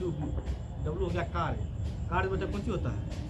अब क्वेश्चन पूछेगा विद्युत विभव बराबर कौन सी होता है? कार्य बटे आवेश। कार्य बटे कौन सी होता है? आवेश ना होता है। तो कार्य को किस में मापते हैं? मात्रा क्या होता है कार्य का? जूल। कार्य का जूल होता है मात्रा। आवेश का कौन सी होता है? कूलम। और आप देखिए विद्युत विभव का मात्रा क्या होगा? जूल प्रति कूलम होगा। V बराबर क्या है? V विद्युत विभव। यहाँ देखिए इलेक्ट्रिक पोटेंशियल लिखा होगा टाइम D लिखा हुआ इलेक्ट्रिक पोटेंशियल। Q चार्ज आवेश। आवेश का मात्रा कौन सी? कूलम। और क्या कहता है कार्य कैसा है मात्रक? जूल होता है। देखिए जूल भी क्या कार्य भी कौन सी है? अदिश राशि है, समझे? आवेश भी कौन सी है? अदिश राशि है। आई जो आपको विद्युत विभव भी कौन सी है? अदिश राशि है। तीनों अदिश राशि है। इसे भी याद हो गया अदिश राशि। तीन को 9 याद हो गया। विद्युत विभव बराबर कौन सी हो गया? कार्य बटे आवेश। कार्य का कौन सी होता है मात्रा? जूल। इसका आवेश का कूलम। पूछता है 1 वोल्ट बराबर कितना होता है? 1 जूल प्रति कूलम। ऊपर का जूल हो गया, नीचे कूलम। 1 वोल्ट बराबर देखिए लिखा होगा उसमें 1 वोल्ट बराबर 1 जूल प्रति कूलम होता है। क्वेश्चन बार बार पूछता है 1 वोल्ट बराबर कितना होता है? मान एक जूल प्रति कूलम, एक जूल प्रति कूलम। जूल क्यों होता है? समझिए ऊपर में चार्ज है, चार्ज करने का मतलब जूल होता है और नीचा में है आवेश का मतलब कूलम होता है। आगे देख लीजिए, एकांक धनात्मक परीक्षण आवेश को विद्युत क्षेत्र के एक बिंदु से दूसरे बिंदु तक ले जाने में, एकांक धनात्मक परीक्षण आवेश को विद्युत क्षेत्र के एक बिंदु से दूसरे बिंदु तक ले जाने में किया गया कार्य उन दोनों बिंदुओं के बीच विभवांतर कहलाता है। Q बराबर होता है W, एक की जगह W/Q, डेल्टा V बराबर कौन सी होता है? W/Q, वही है जो ये है ना, इसी का यहाँ पर विस्तार होता है। तो क्वेश्चन पूछता है, जानते हैं क्या? विद्युत विभव बराबर कौन सी होता है? कार्य बटे आवेश। तो कार्य जूल बटे जूल बटे कूलम। कूलम। तो 1 वोल्ट बराबर विभवांतर 1 जूल बटे 1 कूलम, विद्युत विभव 1 जूल बटे कूलम, जूल बटे कूलम। विद्युत विभव किसे डिनोट करते हैं? विद्युत विभव को V से। तो V बराबर कौन सी होता है? विद्युत विभव बराबर 1 जूल प्रति कूलम। क्वेश्चन बार बार पूछा हुआ। ये क्वेश्चन विभवांतर को वोल्टेज भी कहते हैं। विभवांतर को कौन सी? वोल्टेज। विभवांतर को कौन सी कहते हैं? वोल्टेज भी कहते हैं। हाँ, अब यहाँ पर क्वेश्चन ये है, जानते हैं? यही क्वेश्चन देखिए, इसी से क्वेश्चन यहाँ निकल गया। 10 वोल्ट विभवांतर वाले दो बिंदु पर 5 कूलम के चार्ज को स्थानांतरित करते हैं। वोल्ट है विभवांतर। विभवांतर किसमें वहाँ पे थे? बोले थे ना, वोल्ट भी करते हैं विभवांतर को। अभी तो 5 कूलम के चार्ज को, कूलम अभी क्या बोले थे? किसका आवेश होता है? कूलम चार्ज का, आवेश का। अच्छा हाँ, आवेश का मतलब होता है कूलम। कूलम। स्थानांतरित करने में किया गया कार्य पूछ रहा है। कार्य वही अभी बोले ना, V बराबर W/Q हुआ। तो W बराबर पूछ रहा है V इंटू Q। तो V अभी क्या कितना वोल्ट? 10 वोल्ट विभवांतर और Q में कितना कूलम? 5 कूलम। 10 गुना 5 क्या हो गया? 50। वर्क का भी क्या बोल रहे हैं? जूल यूनिट होता है। आ गया 50 जूल। जानते हैं ऑप्शन में क्या दिया है? 50 एम्पियर दिया हुआ, 50 कूलम दिया है, 50 जूल दिया हुआ, 50 वोल्ट दिया हुआ। देख लीजिए, ये जब तक याद नहीं रहेगा तो याद लगा सकते हैं। 50 तो मान निकाल लिए हैं, लेकिन किस में है देख लीजिए। कार्य का क्या होगा? कार्य का मतलब जूल। जूल होगा, इसलिए यूनिट याद आपको करना जरूरी है। देखिए 50 सब में दिया हुआ है, लेकिन आपको यूनिट जरूरी है, इसीलिए इसको जो है ना देखना जरूरी था। सेम यही है, अगर आप देखिएगा ना तो हमको लगता है समझ जाइएगा। जहाँ है समझाना वहाँ से। एक होता है पॉजिटिव चार्ज, दूसरा होता है कुछ नेगेटिव चार्ज। पॉजिटिव चार्ज में क्या होता है? यानी हाई पोटेंशियल से लो पोटेंशियल, यानी उच्च विभव से कहाँ निम्न विभव को जाते हैं। मान लीजिए हाई पोटेंशियल है, ये लो पोटेंशियल है। पॉजिटिव चार्ज में पूछता है किधर किधर जाता है। पॉजिटिव रहेगा तो हाई से किधर? लो में जाएंगे। नेगेटिव रहेगा तो नेगेटिव से हाई में जाएंगे। यानी लो पोटेंशियल से किधर? यानी निम्न विभव से उच्च विभव की तरफ जाएंगे। समझे? नेगेटिव में से आ जाएंगे। पॉजिटिव में रहेगा तो कहाँ जाएंगे? उच्च विभव से निम्न विभव। पॉजिटिव चार्ज में नेगेटिव, हाँ पॉजिटिव चार्ज में उच्च विभव से निम्न विभव, यानी हाई पोटेंशियल से कितना? Low potential. नेगेटिव चार्ज में किधर जाएगा? लो पोटेंशियल से हाई पोटेंशियल। हाँ, लो पोटेंशियल से हाई पोटेंशियल। इसी वजह से देखिए क्वेश्चन यहाँ पर जाएगा जो बताया है ना, इसी वजह से क्वेश्चन यहाँ पर है। क्वेश्चन ये है, एक बिंदु A से छोड़ा गया ऋणात्मक आवेश रेखा AB के अनुदिश गति करता है। अभी जो आज अथी नहीं लाए, कॉपी नहीं लाए ना, बोलो हम लाए हैं लाइए, अब ना बताइए क्यों होता है। उधर लिखे, उधर लास्ट में पूरा सादा पेज में लिखिए। अच्छा, क्वेश्चन देखिए क्या कर रहा है। एक बिंदु A से छोड़ा गया ऋणात्मक आवेश रेखा AB के अनुदिश गति करता है। AB के अनुदिश गति करता है, समझे? कौन है? ऋणात्मक है। ऋणात्मक कुछ आवेश, आवेश का अभी क्या बोले थे? Q charge. चार्ज का क्या कूलम होता है ना, कूलम को Q से, तो ये Q का नेगेटिव में होता है। क्या बोला? ऋणात्मक आवेश रेखा AB के अनुदिश गति कर रहा है, यानी इसके अनुदिश गति कर रहा है। A पर विभव 15 वोल्ट है। वोल्ट कितना लगा रहा है? 15 वोल्ट लगा रहा है, ठीक है। तो और यह AB के अनुदिश समान रूप से बदलता है, यानी इसमें बदलता है, AB को बदलता है। तो B पर संभावित विभव पूछ रहा है। B पर क्योंकि नेगेटिव है, आप किधर जा रहे हैं? पॉजिटिव की तरफ जा रहे हैं। नेगेटिव है तो पॉजिटिव होबे करेगा, तो नेगेटिव से पॉजिटिव आप जा रहे हैं। नेगेटिव से पॉजिटिव जा रहे हैं। नेगेटिव आप तो बताते हैं आपको कौन सी है? चार्ज है, नेगेटिव है। तो आप किधर किधर जा रहे थे? हाई से जा रहे थे, निम्न से है, वहाँ पे निम्न से हाई जा रहे हैं ना। निम्न से आप हाई जाइएगा, क्योंकि आप नेगेटिव है यहाँ पर चार्ज, नेगेटिव चार्ज है ना। नेगेटिव चार्ज में क्या बोले? लो पोटेंशियल से हाई पोटेंशियल। अब इसका मान दिया हुआ है कितना? 15 वोल्ट दिया हुआ है। इससे आप आगे जा रहे हैं, यहाँ लो पोटेंशियल से कितना कहाँ जा रहे हैं? हाई पोटेंशियल तरफ जा रहे हैं।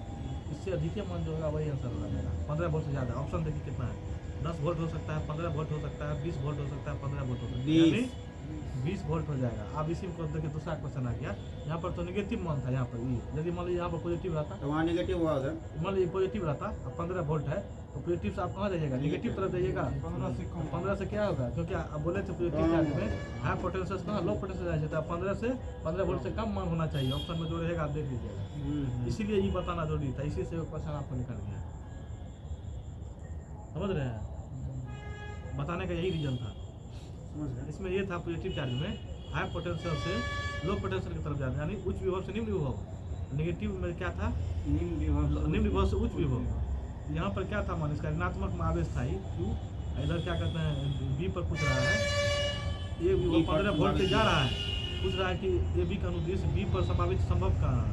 अब नेगेटिव है पॉजिटिव तरफ जाइएगा, नेगेटिव से पॉजिटिव कौन सा है, नेगेटिव चार्ज पॉजिटिव है, आप नेगेटिव से पॉजिटिव जा रहे हैं, पॉजिटिव जा रहे हैं, 15 बी पे है तो 15 से अधिक होना नेगेटिव चाहिए। पॉजिटिव जा रहे हैं तो इससे अधिक होना चाहिए, 15 वोल्ट से अधिक मान चलाइए, समझिए। तो 15 से अधिक देखिए मान, इसमें ऑप्शन रखिए हुए 20 है, वही आंसर हो जाएगा। चाहे 10 हो नहीं सकता है, 15 हो नहीं सकता है, 15 से अधिक चाहिए। होना चाहिए, नहीं हो सकता। यहाँ पर धनात्मक यदि यही मान धनात्मक रह गया, 15 वोल्ट है तो पॉजिटिव है, धनात्मक में क्या है पॉजिटिव चार्ज में हाई से निम्न जाएंगे ना, तो जब 15 से कम ही हमको मान लेना पड़ेगा, यानी 15 वोल्ट सबको कम लेना पड़ेगा। तो ऑप्शन देख लीजिएगा 15 वोल्ट से कौन कम है, समझे। इसका समझाने का यही रीजन था, कोई दिक्कत आगा बढ़ते। क्वेश्चन है जानते हैं क्या, इन ए मेटल, एक धातु में पूछ रहा है कौन सा देखिए होगा, एक धातु में देखिए अभी तुरंत पढ़े आप लोग, क्या जानते हैं धातु के बारे में आप क्या पढ़े थे, किसका सुचालक में पढ़े धातु के बारे में, सुचालक में पढ़े। आप देखिए इन ए मेटल पूछा, एक धातु में क्या होता है, सभी इलेक्ट्रॉन गति करने के लिए स्वतंत्र है, सभी इलेक्ट्रॉन अपने मूल परमाणु से बंधे होते हैं, कोई इलेक्ट्रॉन नहीं है, कुछ इलेक्ट्रॉन गति करने के लिए स्वतंत्र है। इसमें हो जाएगा जानते हैं, कुछ इलेक्ट्रॉन गति करने के लिए स्वतंत्र है, कुछ इलेक्ट्रॉन ऑप्शन के अनुसार। ऑप्शन देखिए यहाँ पर क्या लिखा हुआ है, एक बिंदु ए से बिंदु बी तक एक आवेश लिए जाता है, प्रक्रिया में प्रति इकाई आवेश में किया गया कार्य क्या होगा, समझे, ध्यान दिए। एक बिंदु ए से बिंदु बी तक एक आवेश लिया जाता है, एक बिंदु कहाँ ए से बी तक एक बिंदु आवेश लिया जाता है, ठीक है। प्रक्रिया में प्रति इकाई में किया गया कार्य क्या होगा, ए से बी के बीच में विभवांतर होगा ना, वोल्ट ए के बीच में विभवांतर होगा, यहाँ पर बात हो रहा है। तो पोटेंशियल डिफरेंस बिटवीन ए और बी एंड ए का कार्य, सुनिए ना, ए कार्य का मात्रा क्या होता है,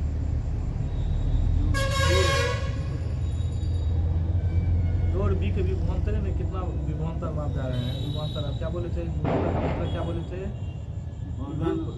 विभवांतर क्या बोले थे, जूल विभवांतर बोले थे, जूल प्रति कूलम है, विभवांतर को वोल्ट भी बोलते हैं, हाँ, वोल्ट बराबर जूल 1 जूल प्रति कूलम। विभवांतर या वोल्ट बोलिए, वोल्ट बोलिए, वोल्ट वही हुआ ना, वही तो हुआ। अरे क्या विद्युत विभव को ही तो कहते हैं वोल्ट, समझे, विद्युत विभव को ही कुछ ही कहते हैं वोल्ट कहते हैं। ये वोल्टेज अभी हो रहा है, ए और बी के बीच में विभवांतर हो रहा है, देखिए धारा हो रहा है, ए और बी के बीच में नहीं हो रहा है। आप देखिए क्वेश्चन देखिए, आपको जो बोले हैं तुरंत अपन लोग क्या पढ़ रहे हैं, 1 वोल्ट बराबर 1 जूल प्रति कूलम पढ़े हैं,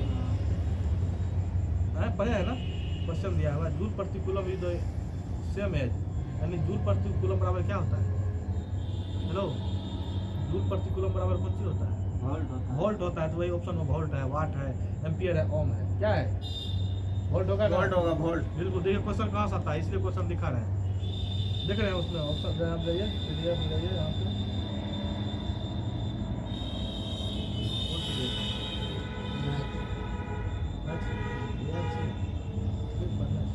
और क्लास की बात किया जाए, किस क्लास से है, लगभग 10th से तो ये इंटर। आपको क्या कहते हैं, आपको मेनली इंटरेस्ट करिएगा तो इंटर तक का कुछ हुआ है, लेकिन आपको बेसिक से उठाए 10th से। हाँ, इसको इसी आपको जानना ही पड़ेगा। कौन सा बुक से, कौन बुक्स, बुक से नहीं है, ये क्या कहते हैं एडवांस क्लास है, लगभग 90 क्लास है।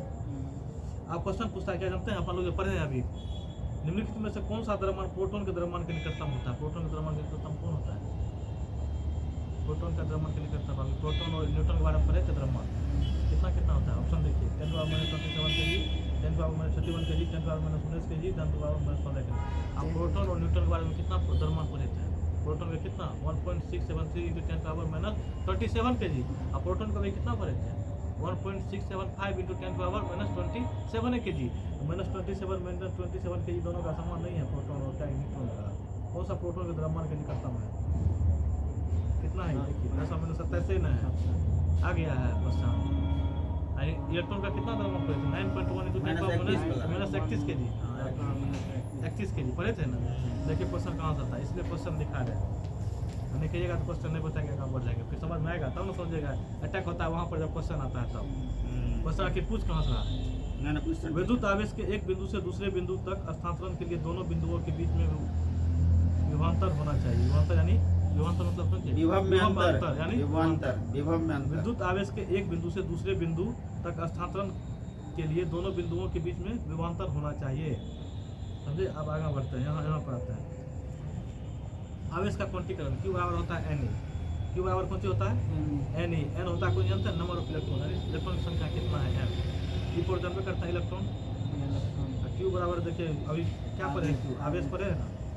आज वह न्यूनतम आवेश जो स्वतंत्र रूप से हो सकता है वह एक इलेक्ट्रॉन पर आवेश के बराबर होगा। Q बराबर E भी कर सकता है, यानी वह न्यूनतम आवेश जो स्वतंत्र रूप से हो सकता है वह एक इलेक्ट्रॉन पर आवेश के बराबर होगा। यानी एक इलेक्ट्रॉन N का मान यदि 1 रखिएगा इलेक्ट्रॉन में, तो Q बराबर कौन सी हो जाएगा? ये ना होगा, N का मान 1। N बराबर कौन सी? Number of electron. तो आप देखिए यदि N का बराबर N को जो है मान 1 रखिएगा, 1 गुना E कीजिएगा तो क्या होगा? Q बराबर E आएगा ना। Q बराबर E आएगा कि नहीं आएगा, ये बताइए। Q बराबर Ne है, N का मान आप 1 रखें तो क्या आएगा? Q बराबर E होगा बराबर, नहीं समझे? Q बराबर Ne है, तो N के मान में क्या बोले थे? नंबर ऑफ इलेक्ट्रॉन है ना। नंबर ऑफ इलेक्ट्रॉन की संख्या 1 2 3 4 है। तो हम यदि N बराबर 1 मान रख दिए तो Q बराबर क्या आएगा? 1 गुना E आएगा, तो Q बराबर क्या लिख सकते हैं? E लिख सकते हैं। यही तो है लिखा हुआ।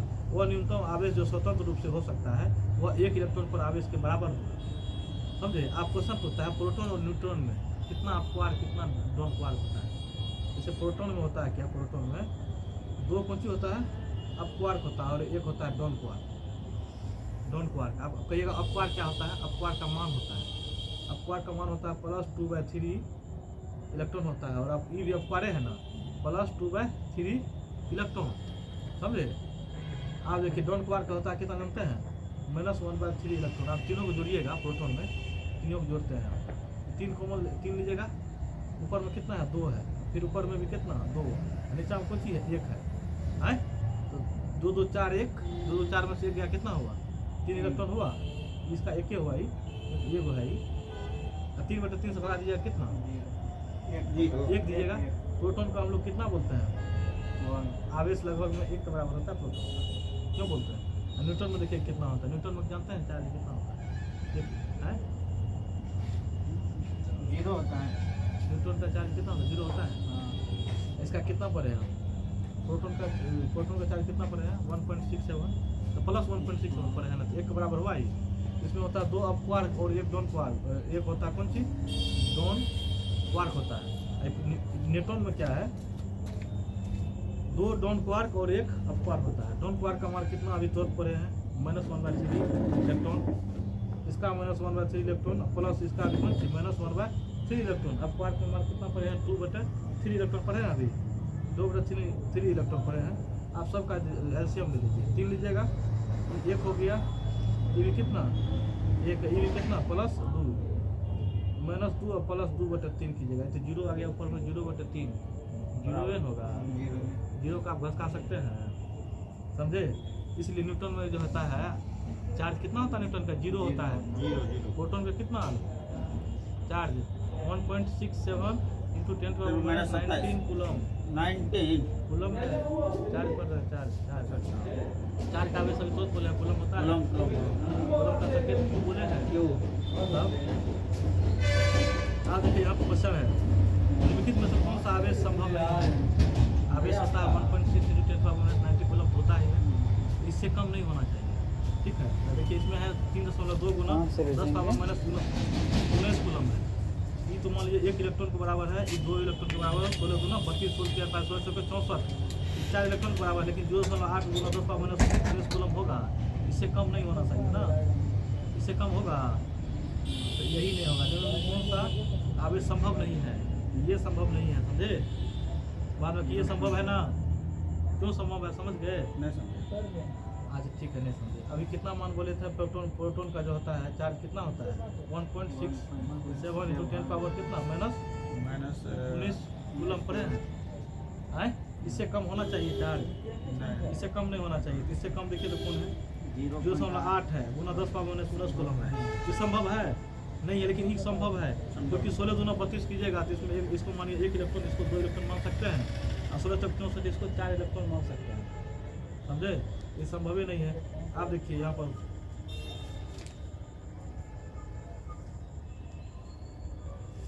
चलिए आज यहीं तक रखते हैं, कल आगे बढ़ाया जाएगा इससे आगे।